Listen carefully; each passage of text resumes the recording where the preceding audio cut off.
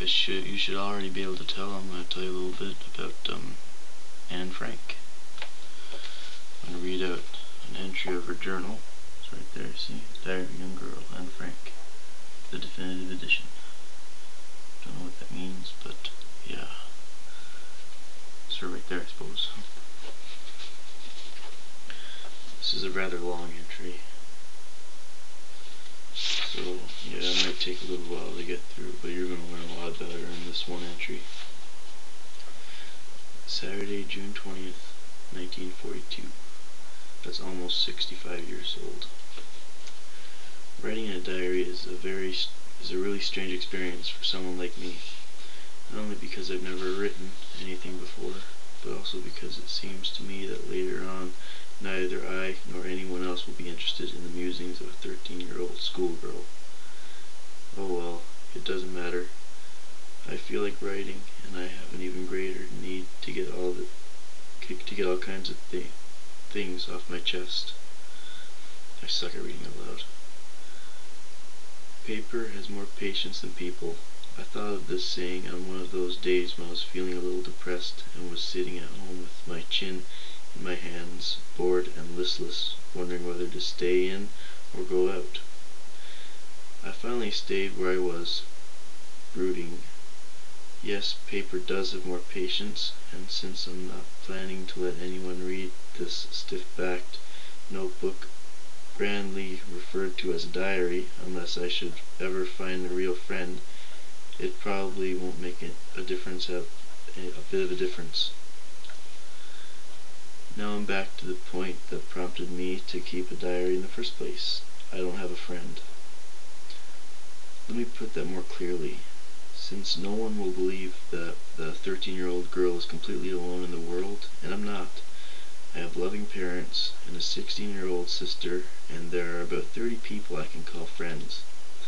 I have a throng of admirers who can't keep their adoring eyes off me, and who sometimes have to resort to using a broken pocket mirror to try and catch a glimpse of me in the classroom.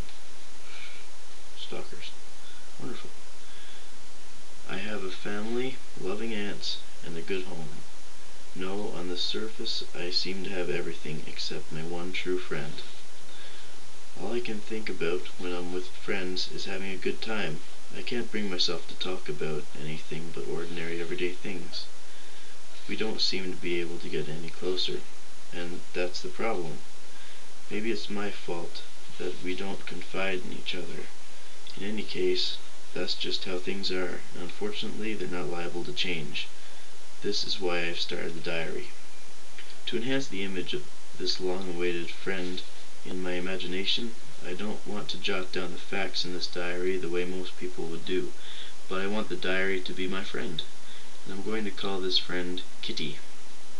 Since no one would understand a word of my stories to Kitty if I were to plunge right in, I better provide a brief sketch of my life, much as I dislike doing so. My father, the most adorable father I've ever seen, didn't marry my mother until he was 36 and she was 25. That's 11 years difference. My sister Margot was born in Frankfurt am Main in Germany in 1926. I was born on June 12th, 1929. I lived in Frankfurt until I was 4. Because we're Jewish, my father immigrated to Holland in 1933, when he became the managing director of the Dutch Opekte company, which manufactures products used in making jam. My mother, Edith Hollander Frank, went with him to Holland in September, while Margot and I were sent to Aachen, Aachen, to stay with our grandmother.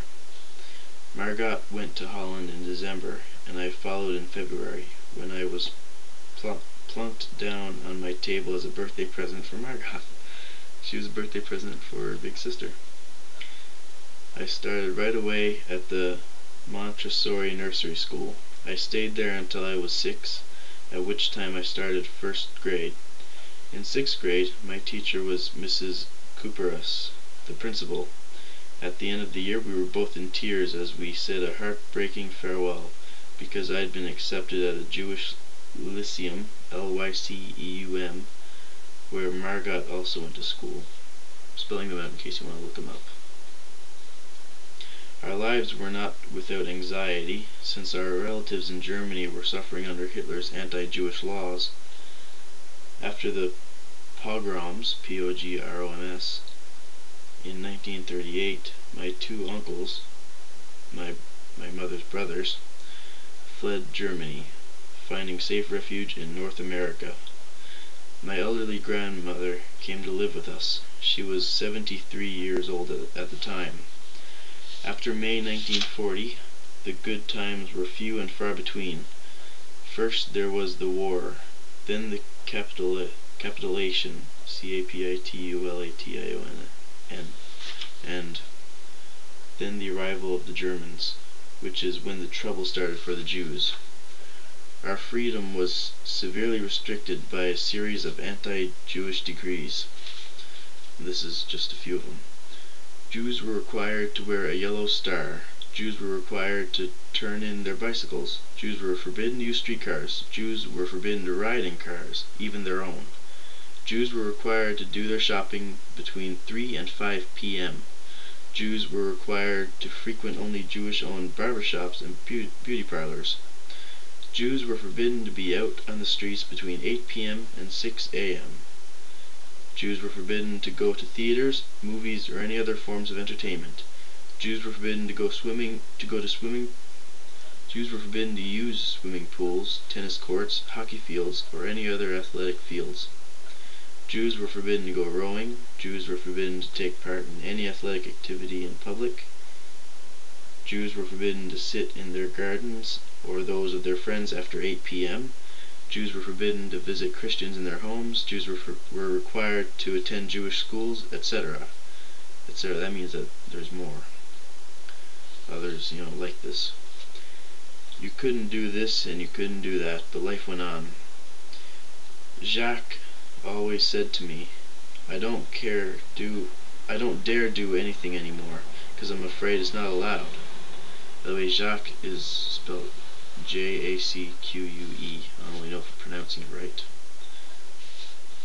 In the summer of 1941, Grandma got sick and had to have an operation, so my birthday passed with little celebration. In the summer of 1940, we didn't do much for my birthday either, since the fighting had just ended in Holland. Grandma died in January 1942. No one knows how often I think of her and still love her. This birthday celebration in 1942 was intended to make up for the others, and Grandma's candle was lit along with the rest. The four of us are still doing well, and that brings me to the present day of June 20th, 1942, and the solemn dedication of my diary. And that's it, but using June 20th. She made another entry the same day, so well, that's all I'm going to read for you now. It's a very interesting book. I only got through a third of it yet. I don't know if you could read that. Yeah, I read that side, yeah.